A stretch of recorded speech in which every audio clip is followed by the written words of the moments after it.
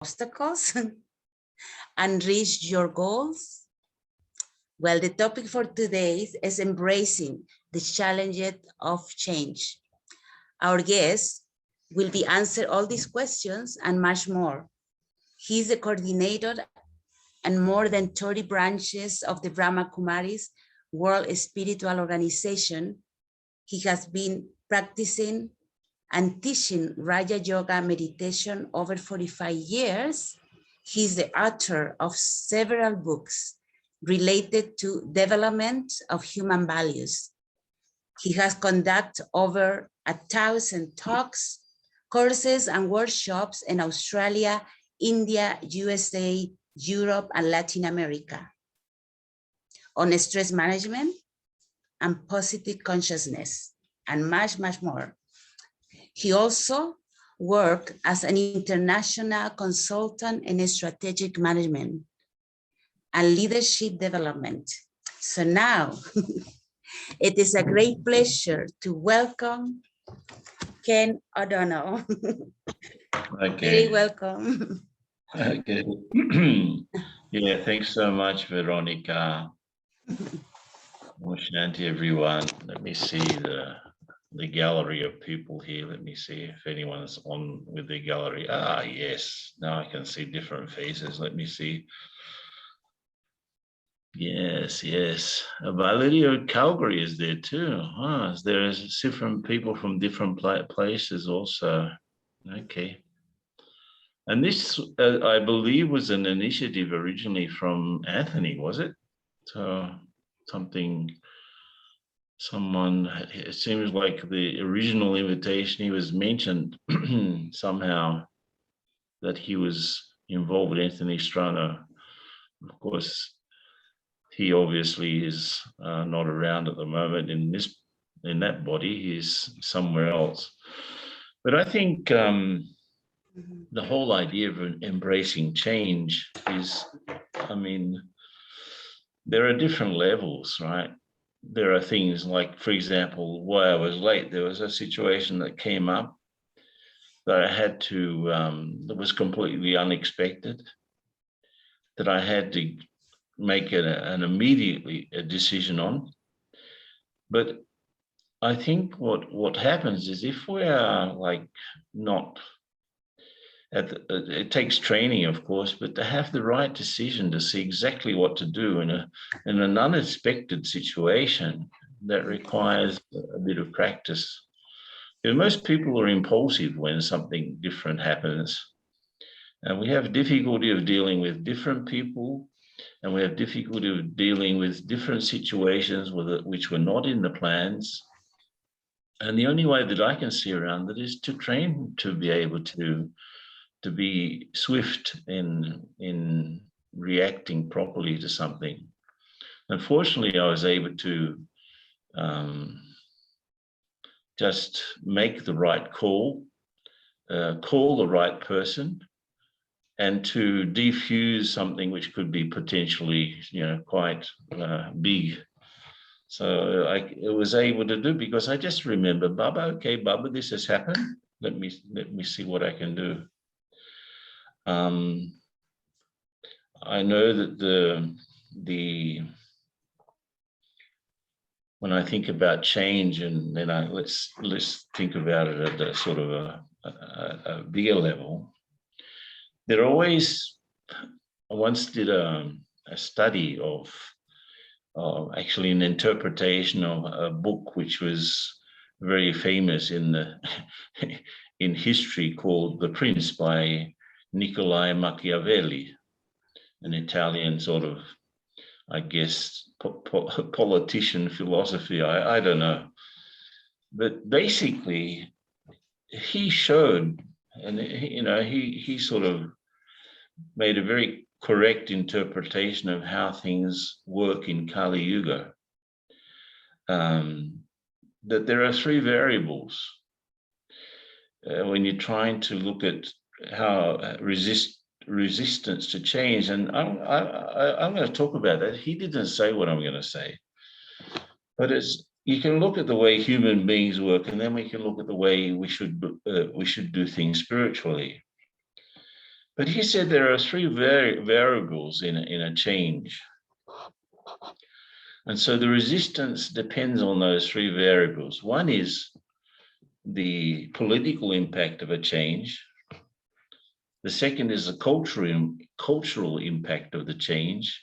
And the third variable is the time that you want to do the change in. So if you've got, well, let's take it over to the spiritual side now. The whole thing of politics is a question of my personal power. And the cultural aspect of my values.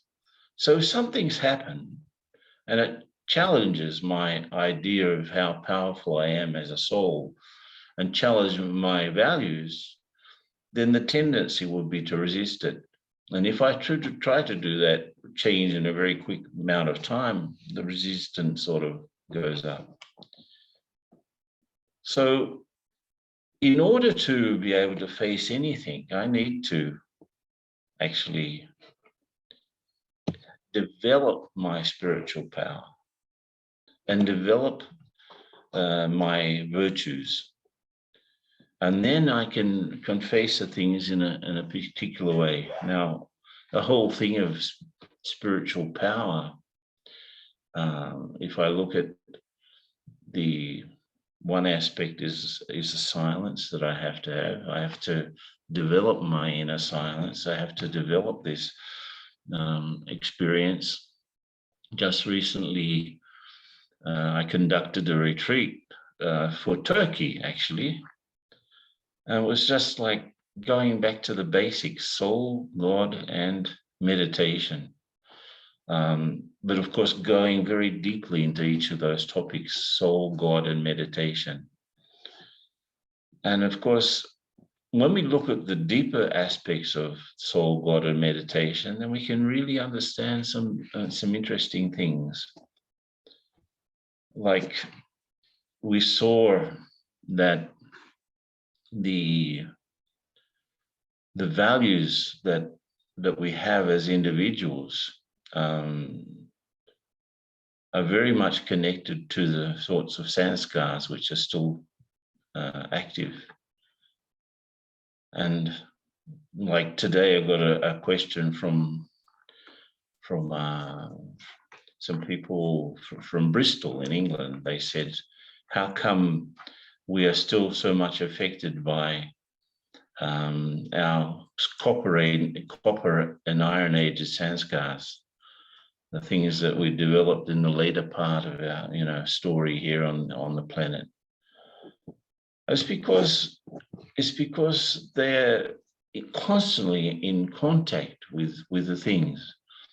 So that if I want to have let's say, as I said before, a very deep connection with what's going on, and I can embrace the change that's happening and make the right call, see exactly what's happened in a second and decide exactly what's necessary to do in a second, and then do that as soon as possible. Those sanskars, to be able to see the truth behind things, they have to come from my interaction with what is called sattva, what is called the sattva pradhan elements in our lives. Now, everything that happens has a superficial state and has a deeper state. And as you go deeper and deeper into everything, this whole idea that everything is perfect comes to light. Everything is perfect because it is perfectly organized. Doesn't mean that everything is good, but everything is perfect. Everything that bad happens is also perfect.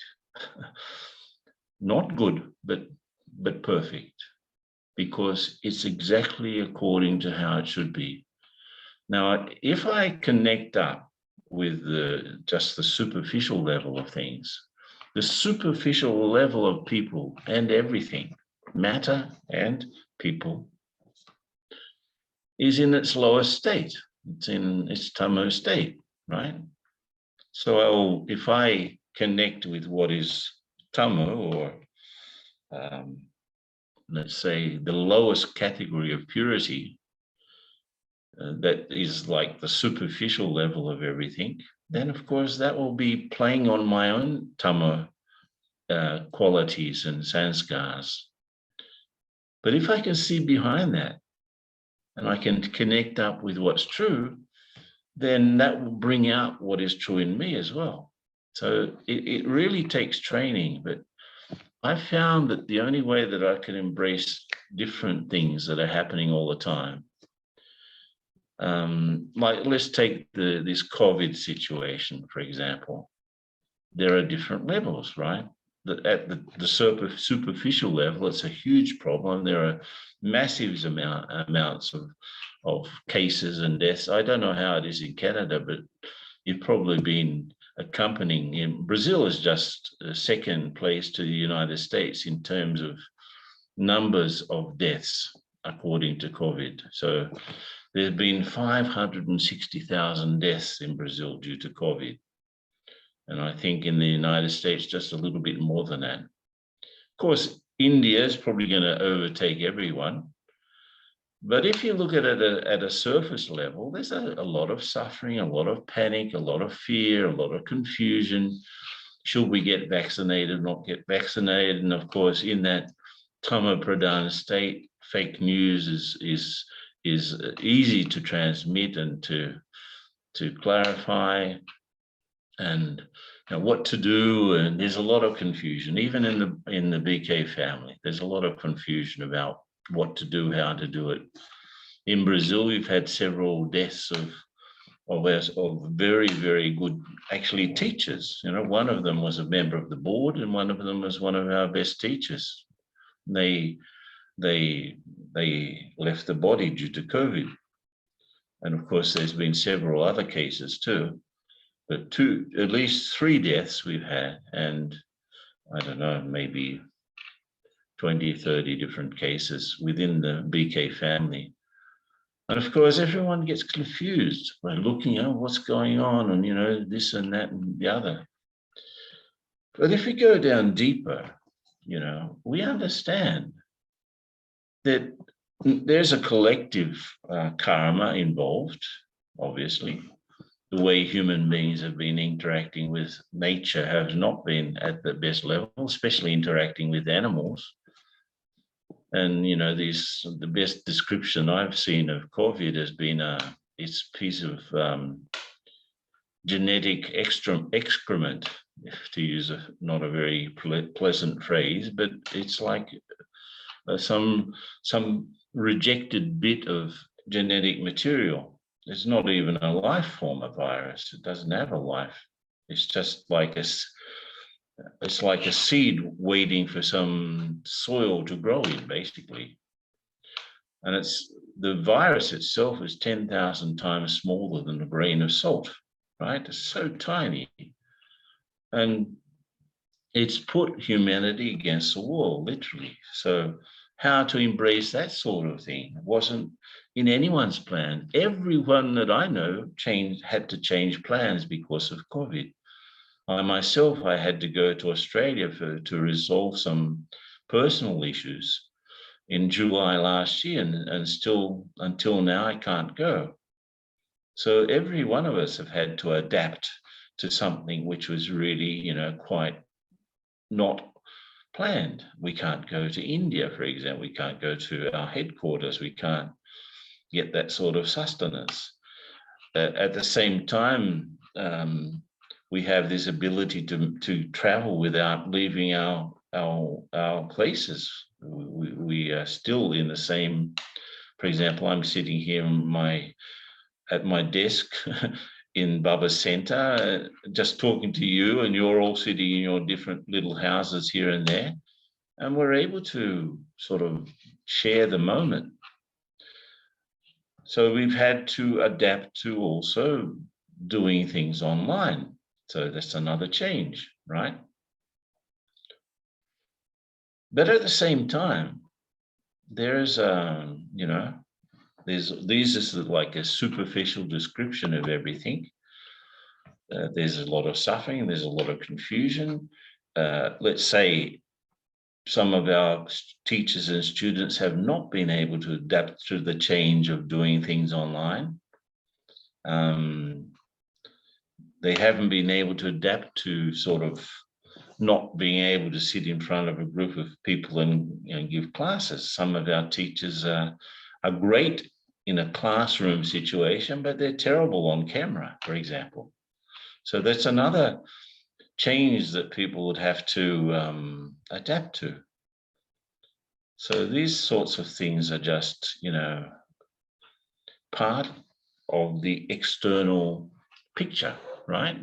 We can make lots of other readings of the present world, the climatic situation. It's, for example, the other day here in Brazil, can you imagine it was snowing? Like impossible to imagine. And then you got these huge, high temperatures in Western Canada, right? Who could imagine having such high temperatures in British Columbia just recently? So we've got all sorts of climatic changes going on. We've got this problem of the health system. We've got problem of climate. We've got huge polarizations in the political world. And so you've got many things going on that are pushing and pulling and doing this and doing that. And of course, everyone has to adapt to those sorts of things. Now, adapting doesn't mean just adjusting my superficial sanskars to some superficial happening, because it's just jostling. What's impure will just play with what's impure in me. What's not right will just play with what's not right in me. We get upset because of the president of some countries like this or like that. Even the leaders in our own countries. We've got a president in Brazil. He's a little bit like Donald Trump in many ways. He says that a lot of completely false statements. So we have to deal with that, but I can't get pulled into, let's say, somebody does something wrong and I become indignant, for example. That's not the right response. That's not the right response, because indignance is just a form of anger, and anger is one of my impure sanskars. And of course, how do I want to engage in the world? I'll give you another example. Let's say at a personal level, I have to deal with someone who's very aggressive. And at the same time, I'm very timid. I'm shy. I feel strange when someone is aggressive, for example. So I sort of curl up inside myself because of that person's aggression. And I call that adjusting. It's not. It's just, I'm just adjusting my weaknesses to someone else's weaknesses. And many times we call that harmonization, but it's not. Harmony does not exist between weaknesses. I have to adjust my true qualities with the true qualities that I'm seeing in the people and the situations. And this really takes a lot of deep effort.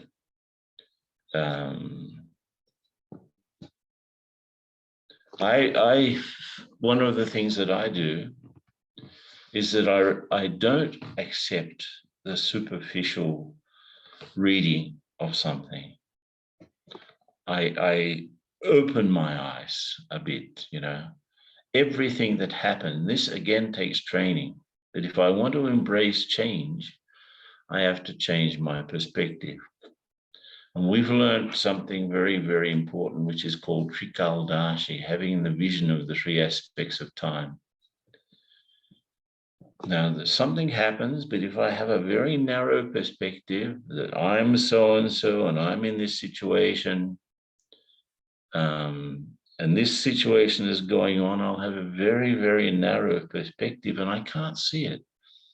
But if I give some past to the situation and I give some future to it, so I open my perspective, I can see maybe things that have led up to the situation coming from the past. I can see the present impact. I can see a little bit of the future consequences. And if I can see more, I can understand more, and I can make the right decisions and the right choices and the right responses. So this is the whole thing. If I become more and more unlimited in my thinking, then I can see things in a way like God sees them, because he's got the vision of the whole thing. He never gets upset about anything. He never gets sort of phased by change or the lack of change in something. He never gets caught up in the politics or the cultural implications of something like Machiavelli was talking about. Human beings, us, certainly. If you want to see resistance, try to implement a change that goes against the political structure and at the same time goes against the culture. Then you've got maximum resistance, right? So if you're able to open your mind, see the bigger picture, then you can embrace whatever's going on in a much better way, right? Like in today's morning class, the Morley as we call it,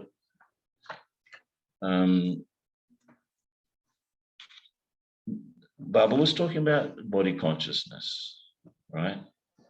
And we all know we need to conquer body consciousness. We need to become naturally soul conscious. But it's not easy, because that is probably the main resistance. Let's say, just as in a political situation, if you're challenging the political views of someone, they react. It's like challenging the power structure. And if you're challenging the values, they'll react. But in the same way, if you, let's say, our own Maya, our own body consciousness is installed in such a way, it's like a sort of a political power within us. And if something is challenging that power, it will react, Look at the values of Maya. Values of Maya are all sorts of sneakiness and deviousness and going around and going between and going under, and that's also being challenged. Like we hear that we've been great clients of Maya for so many births. So how can this be that we become Maya doesn't want to leave us alone, basically. So its power structure is being challenged, its values or anti-values, you could say, are being challenged, and therefore it will try to stay in place. Then I had a realization this morning in Amrit Vela. There's no use if the premise, there's one idea that we have, that I am not my body, of course, but also my body is for God's service. It's not for my use. And if I don't get over that one, you've got body consciousness and its negative implications, but you've also got this basic premise that I have a right over my body to do whatever I please and to do whatever I want. So unless there's that surrender, there's no way at all to become naturally soul conscious, because time and again and again and again, I'll go back to my basic premise that I can do whatever I want with my own body. It's mine, it's not for, I will use it for service, whatever That's why it's difficult to understand this point, that if you're in the right consciousness, you'll never get tired. You won't need to sleep, for example. That's very hard to understand. Like Baba said today, rest is a sin. So how do you understand that? This is the sort of thing that we need to take into account. If I want to really overcome this entrenched lack of self-change, you could say, because if I don't change, how can I embrace change, right? It won't be natural. It will be an effort. It will be a struggle. It won't be natural. And if I'm always just floating on the surface of things in my perception, then I'll be completely influenced by people's opinions also. And this one says this and that one says that, and therefore this is happening. But everything is also happening at a deeper level. Everything has a truth. Everything has a deeper truth. For example, and what is true and real doesn't change. We are souls. We are always souls. Tomorrow, yesterday, the next day, last year, next year, last birth, next birth. We are always souls. We are always children of God. Each one of us is caught up in our own different process, whatever that is. Everyone has a part to play. People are different. We use the language of number-wise, but it actually means that everyone has a different level of understanding, a different level of let's say, spiritual power, different level of spiritual, let's say, virtues. Everyone's different. So if I accept the basic truths of everything, which are always there, never change, then I can use that to deal with, the variations that are happening at a superficial level. The fact that someone did something really bad does not change the truth that they are souls and they are children of God. And therefore they merit feelings of mercy and blessings and good feelings. Everyone merits good feelings no matter what they've done. So people can do the worst things, but it does not change the truth that they are souls, or that they are children of God, or that they are inheritors of God, you could say, at different levels. Whether they understand it or not, whether they accept it or not, they are children of God. I remember one of the first retreats at Peace Village near New York that they had asked me to conduct. There was a woman there. This was maybe almost 20 years ago, I think, because this woman was at least 85 and she was there for the retreat. And she came up to me and said,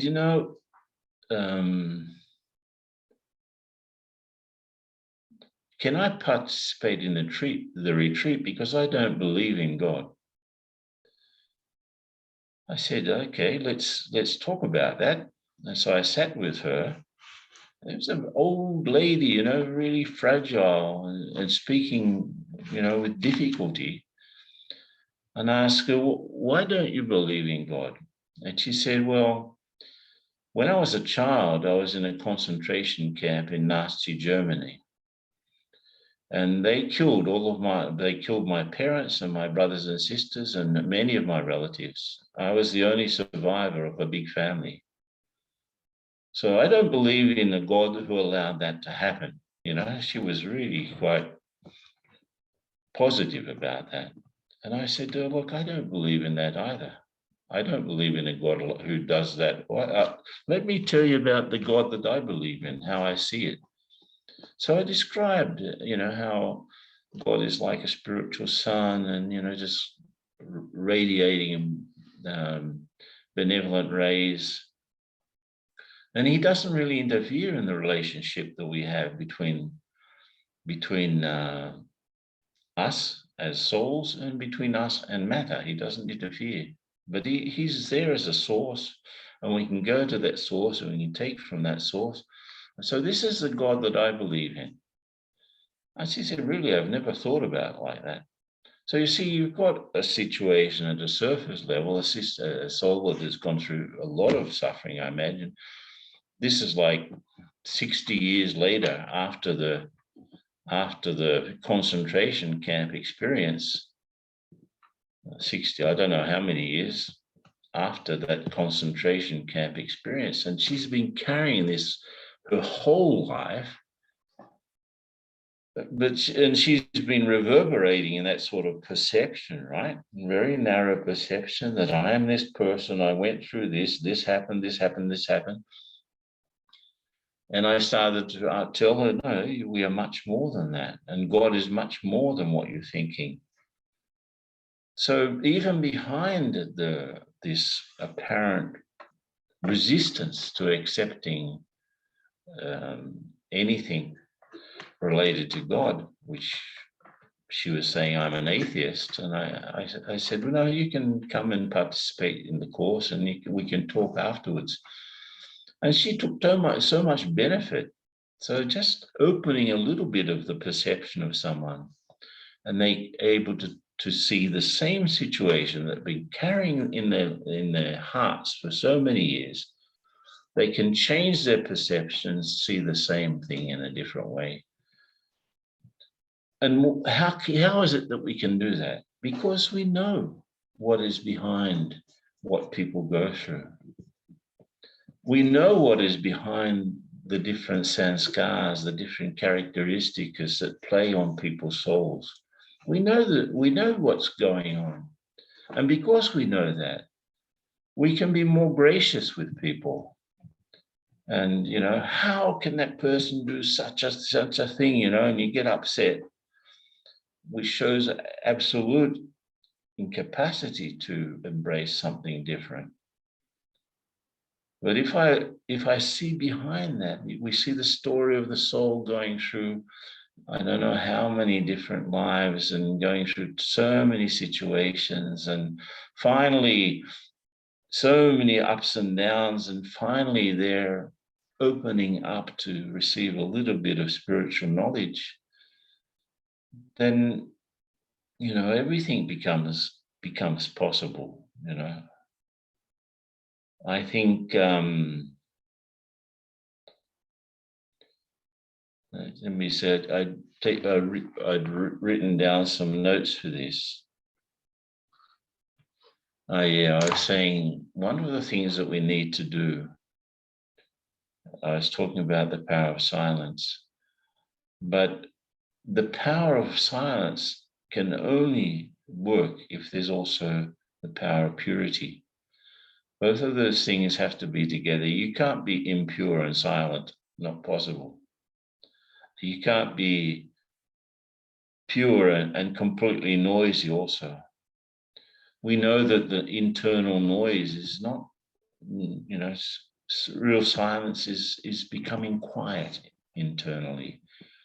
It's not about not speaking, but it's like, as I understand the deep nature of things, I become quiet. So anything that may happen that can be pushing or pulling me because I can't really understand it. If I really work on going to the depths of what could be behind that situation, that means opening my mind to be able to embrace a bigger story and not be affected by the little scene of a bigger story, then naturally I'll be able to embrace whatever is necessary and do whatever is necessary to be with this situation without being confused. I guess that's the main thing. If I really want to look at how to dance with whatever's going on, it doesn't mean being pushed and pulled. This expression that we have in English, to go with the flow, right?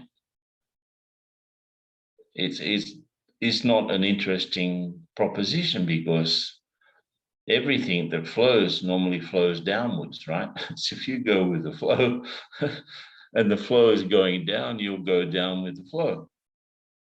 But what it means is to be able to take a big situation and see what's really behind it, and just enjoy the deep truth of a situation, the process there that is there. I remember even with Daddy Janky, who for many years was such a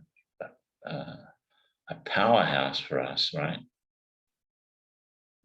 When she first visited Australia, because in the beginning I started a centre in Sydney, and then after that centre was going, I moved to Melbourne. When Charlie came back from London, brother Charlie, he came back from London. He started a centre in Melbourne.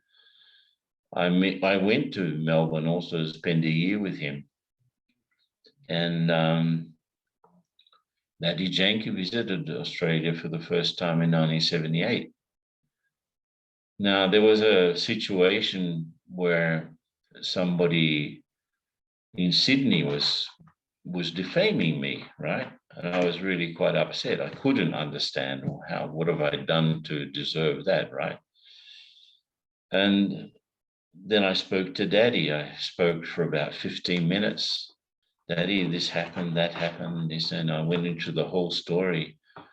And she looked at me and she just said, well, drama is beneficial, isn't it? And I couldn't. No, what do you mean? I never had so much suffering in my life. What do you mean it's beneficial? Drama means the story, right? That we're going through, all of us. This play of our lives is like a drama. So she said the play of life is beneficial, isn't it? And I guess I was only what, with Brahma Kumaris for about it was only 3 years. I'd been in this knowledge for 3 years. So very immature. How is it possible? How is it beneficial? But the next day in my early morning meditation, the whole story came in front of me. And I could see each aspect of the situation and what I'd learned from it. I'd learned to become more tolerant. So thank you. I learned to become more patient. Thank you. I learned to become more humble. Thank you. So at a superficial level, was very, very, let's say, disturbing. But at a deeper level, there were so many lessons in it. So then I said, yes, it's beneficial. It is beneficial. And what can help us to embrace change? I'll give you some hints now. There are 3 things we can do. When you can pick, let's all of us now pick out any situation that has caused you to think too much recently. Have you got any situation that has caused you to think extra, more than you need recently? That something that's happened in your relationship or in your life, or in, something happened to someone close to you, or maybe in your work, something happened that made you think too much. Got it? Can everyone remember some situation? Give a signal. Can you remember such a situation? Give a signal. Okay, yeah. Yeah, okay. So you've got that situation in your mind, okay? So let's do 3 things. And it'll be like a commentary. Maybe you can write down, or you can just reflect on it. The first thing using spiritual knowledge, describe the situation as if you were a reporter. You know, you're just reporting on the situation. You've got the basic facts. This happened, this happened. Then, of course, you add some ingredients of spiritual knowledge like karma, philosophy. Well, this soul was going through a process, and of course, and I also was stuck in a situation. There was some karmic settlement going on, and this whole situation actually repeats every cycle. You know, add the ingredients of knowledge, describe it to yourself objectively. Okay, this thing happened, that, you know, as if you were God describing the situation. If he was the reporter on this situation, what would he describe? Can you do that? Because he never gets fooled by anything, right?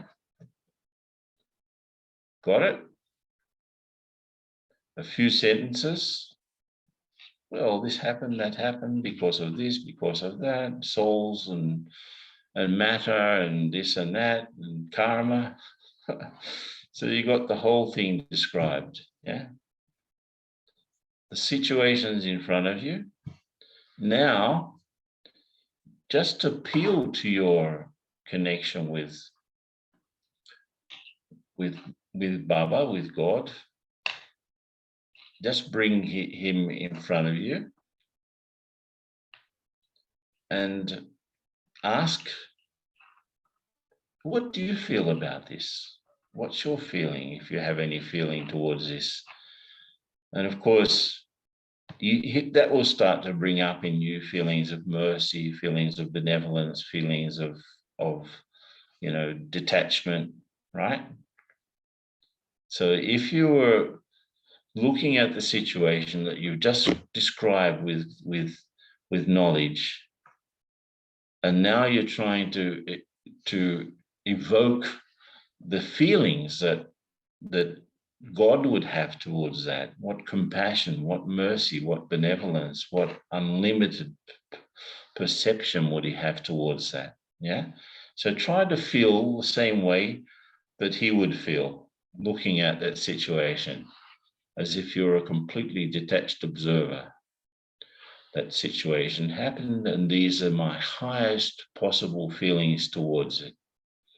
So bring up those feelings, your highest possible feelings towards the situation. Got it?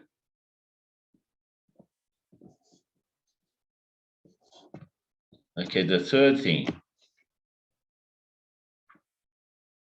Now, in your inner conversation with God, ask him, okay, Baba, what do I need to be from now on? Especially connected with this situation. What do I need to be? Do I need to be more tolerant, more understanding, more accepting, more unlimited, more merciful? What? More compassionate? What do I need to be more? If this situation happens again, or a similar situation happens again, what do I need to be?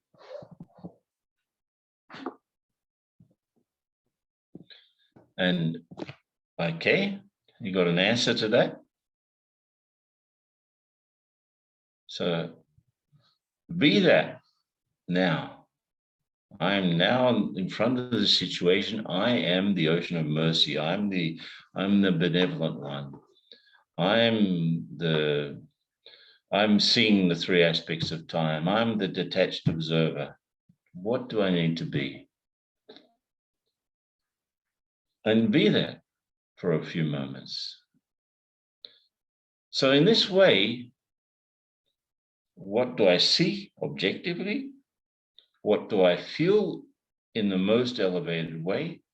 And what do I need to be? Those three things can help completely to embrace the situation and leave it, leave it in the past.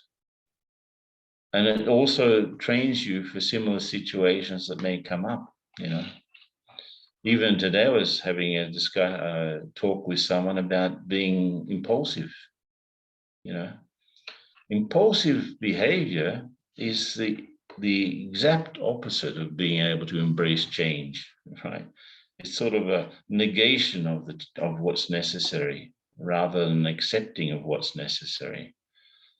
So if you want to avoid being impulsive, train yourself to do those three things in a few seconds. That's possible. But it requires a sort of an inner connection with the Father that he's our companion, and therefore he can help us to see and to feel and to be as we should be. I don't know if you've got any questions now, maybe we can open up for some questions, but these were some thoughts that I had about embracing change. Anyone like to ask or anything or say anything?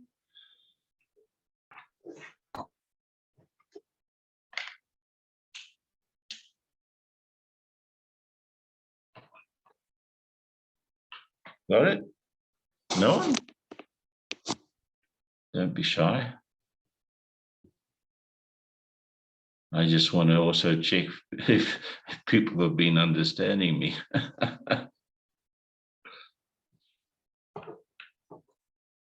Yeah, people can unmute and ask the question. Don't need to do it by chat, just unmute and ask the question.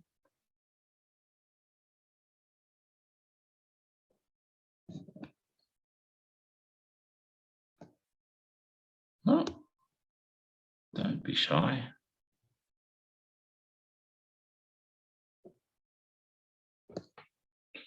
Not even a question, just a comment even.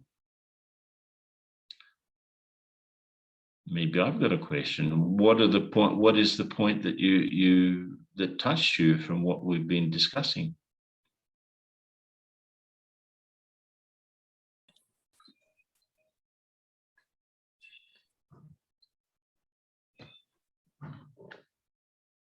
Somebody's trying to speak.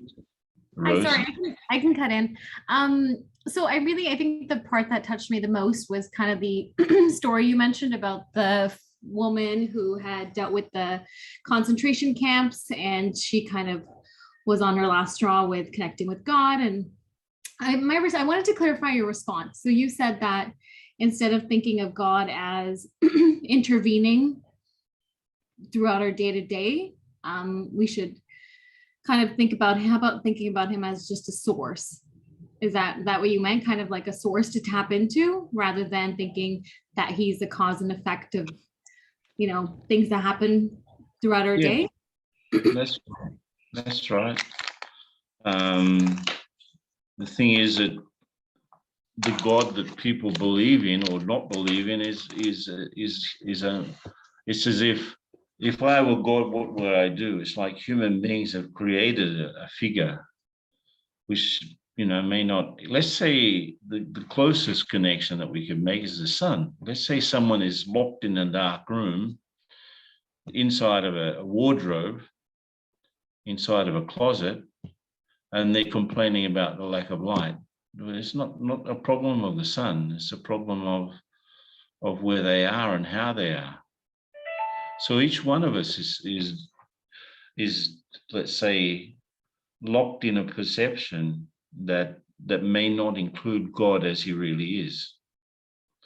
And we have to allow that to sort of open up a bit. Let me start to connect with that benevolent source, because actually everyone, and there's a book that came out that I wrote with two Canadians, actually, Judy Johnson and Debbie Castle, called The God Experience, and it's on Amazon if you're interested. But for that book, I did a study of how many people believe in God, one way or the other.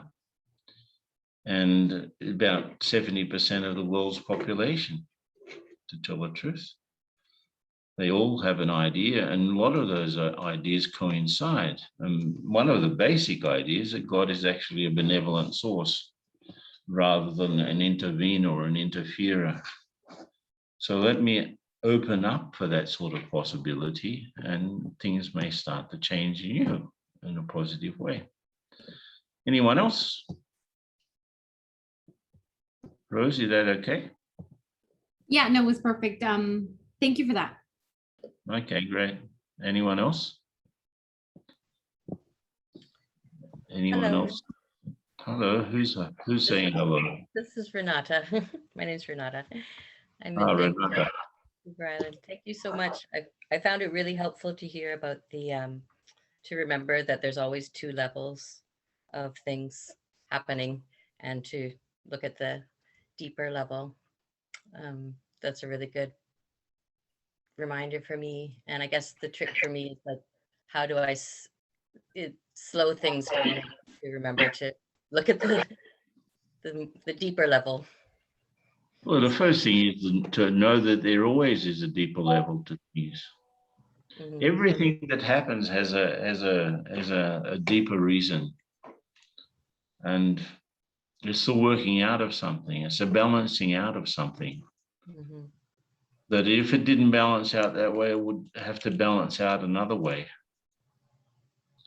If you get ill, it's not a great thing to be ill, but at the same time, you're settling something that had to be settled, right? Mhm. So there is a deeper reason behind getting ill. It's not why is the world against me? Why is this happening to me? Why me and not,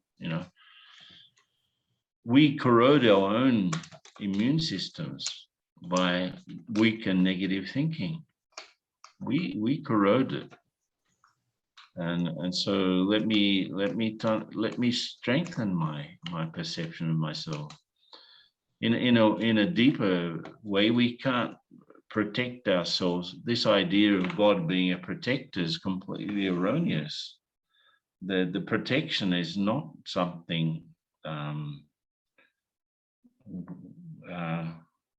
that's gratuitous. It's like it's not something that comes freely. It has to be earned, I suppose. And that's why this woman was worried. How come he allowed so many people, so many millions of people to be killed? Because he wasn't there to allow or not to disallow. It was a settling of something.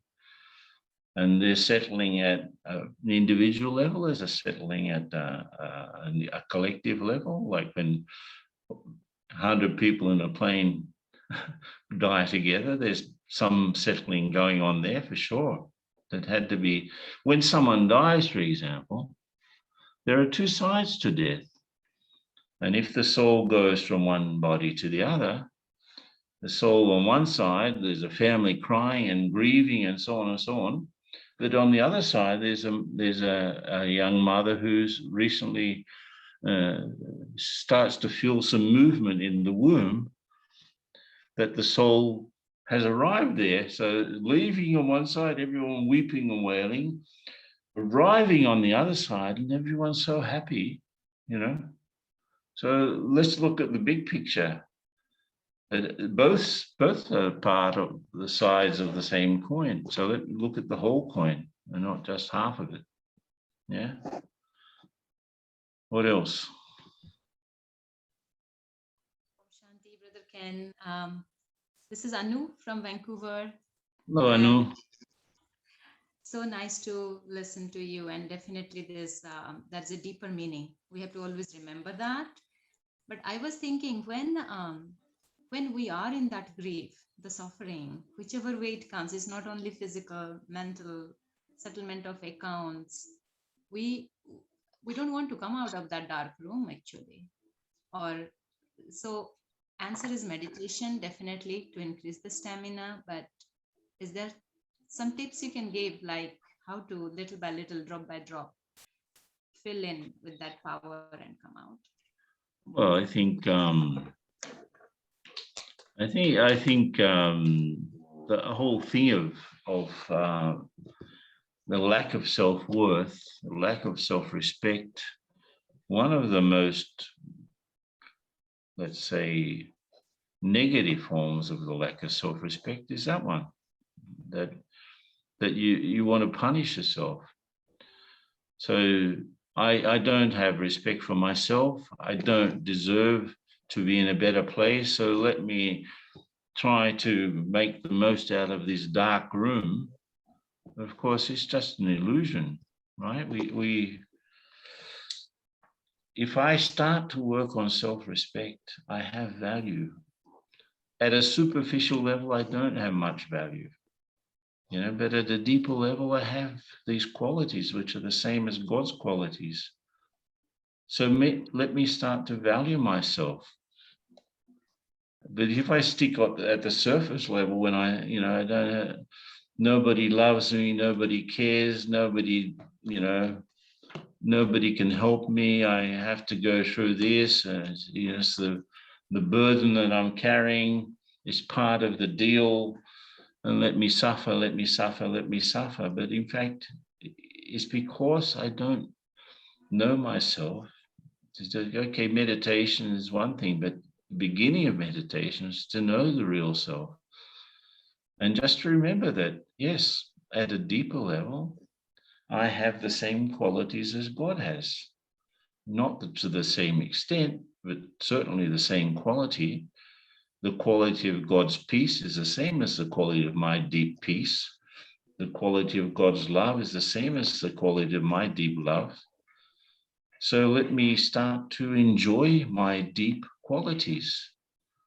Then I start to feel value. And then I start to feel that I don't want to stay in this dark place anymore.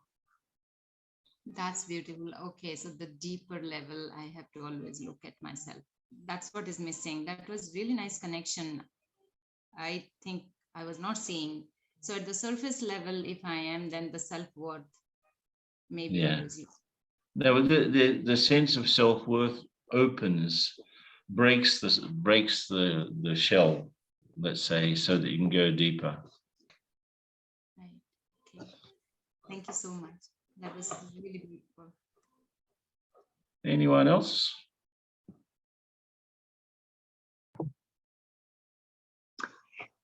Brother Ken, thank you very much for giving us such an insight and so many things that we have to ponder on and start implementing what you have shared today. And it's been really valuable to put them in our lives and move forward without holding ourselves back.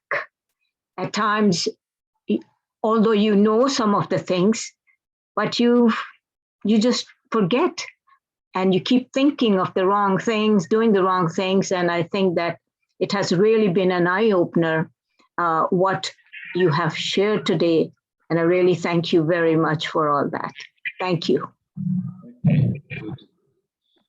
Yeah, just I think the big thing is to be able to look at yourself, just see your personality, see your placement, see your position in the world, see your connections with others, see the main relationships that make up that life. But sitting in the last row of the theater, watching that on the stage, right? To be able to see your own self and your own situation as a detached observer, then you can make changes. But if you are embodying your present situation, completely incarnated in that situation, and you've forgotten the bigger picture, then it's difficult to change it. You have to look at it from outside. Okay. I have a question. Thank you. Sure. If I may. Hi, thank you. So are you saying that it's better to not be attached to the outcome per se of a specific situation? Because it could take you anywhere, right? Yeah, I mean, that takes a lot of effort, because one of the reasons why human beings suffer is exactly that they are too attached to the outcome of what they do, and therefore they develop false expectations that may not turn out. They develop plans that fail, right? Yeah. I work for so many years in strategic planning. Let me tell you, it's like very rarely I've ever seen a plan that actually worked in practice as it was planned. Yeah. I mean, some of the elements turned out, but there's always modifications and modifications and then modification. The thing is, that's how life is. Mhm. You know, what you have to do is you have a plan, but you also be prepared, totally prepared for other outcomes that are different from your plan. You know, and then you can, it's like a game, isn't it? Okay, well, it didn't work out that way, it's going to work out the other way. And if it didn't go that way, let me go this way. So dancing with the whole thing rather than being fixed that something definitely has to happen. I mean, I don't know anyone, let me be quite honest, of my contacts working in the corporate world. I worked for 30 years, let's say, as a consultant. No one was doing what they studied for. No one. No one, right? I studied industrial chemistry. I ended up working in strategic planning and execution, leadership development. So we have to go, but we have to make this effort to see the essence of situations rather than be confused by the expansion of them. Mhm. Okay. Okay, thank you. Thanks. Anyone else? Then we can, I don't know what the plan is, but maybe we can finish off with some meditation. Thank you, Brother Ken, for joining us. That was really profound sharing, and I was waiting until now to share my point. So Okay, yeah. the thing I liked the most was the 3 points that you shared. And the last one where you said, have a conversation with God and figure out what I need to learn from the situation, so that next time when it comes up, I know how to be. So I think that really stuck with me. Yeah, I guess that part was missing for me. So thank you. And thank you everybody else for joining us. And we will be having a slide of the upcoming programs on the screen up, and feel free to take a picture, join us for those programs as well. And we'll be ending with a song which is written and sung by Brother Ken as well. So have a great evening and good night. And thank you, Brother Ken. Thanks everyone.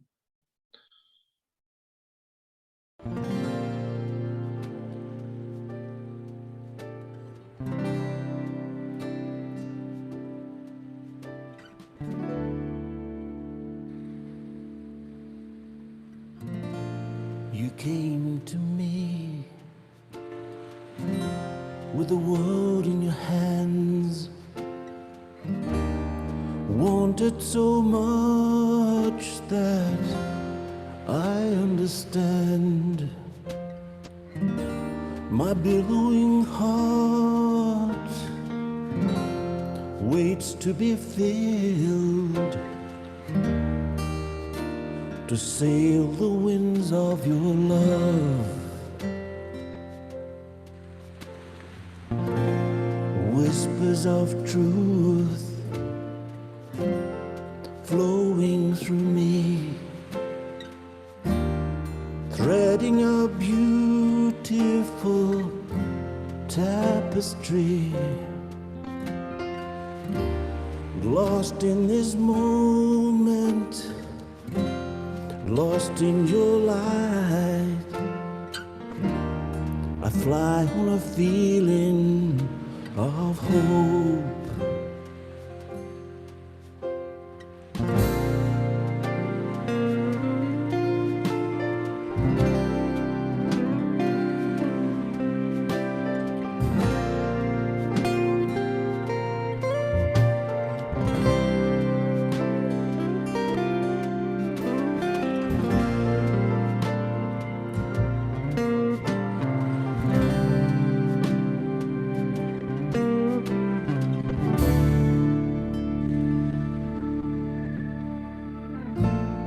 Ebbing and flowing, the tides of my spirit calling me to my ancient past, opening doors to the core of my being, taking me to your heart. Layer on layer, the masks and the game, peeling away my many births, revealing the soul, pristine and pure, original master of earth.